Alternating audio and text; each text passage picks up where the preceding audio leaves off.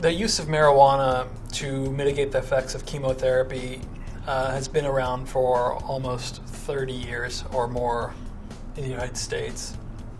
In fact, the very first wave of medical marijuana laws were in the 70s and early 80s, and they were geared towards patients using marijuana in studies who were receiving cancer chemotherapy. The amazing thing is the marijuana has a dramatic effect on relieving nausea and vomiting associated with chemotherapy. It turns out there are receptors, meaning little locks, molecular locks in the part of your brainstem that's involved in the vomiting circuit, the nausea circuit.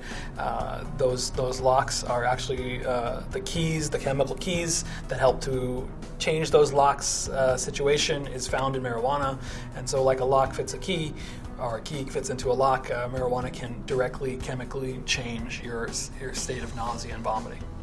So that has a huge impact. It's been studied in clinical studies and been shown to relieve chemotherapy-related nausea and vomiting.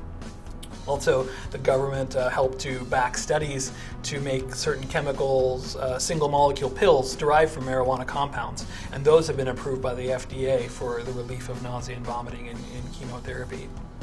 Without this discovery, we really wouldn't have moved medical marijuana as far forward as we have today. Oncologists are surveyed, even in prestigious medical centers, even as far as in the early 90s, were reporting a large percentage that they would be recommending marijuana to their patients to tolerate the effects of chemotherapy. It turns out nowadays we even know that marijuana has anti-cancer chemicals in it.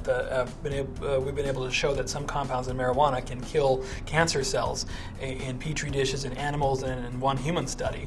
So some groups have called for the use of marijuana compounds in chemotherapy regimens themselves.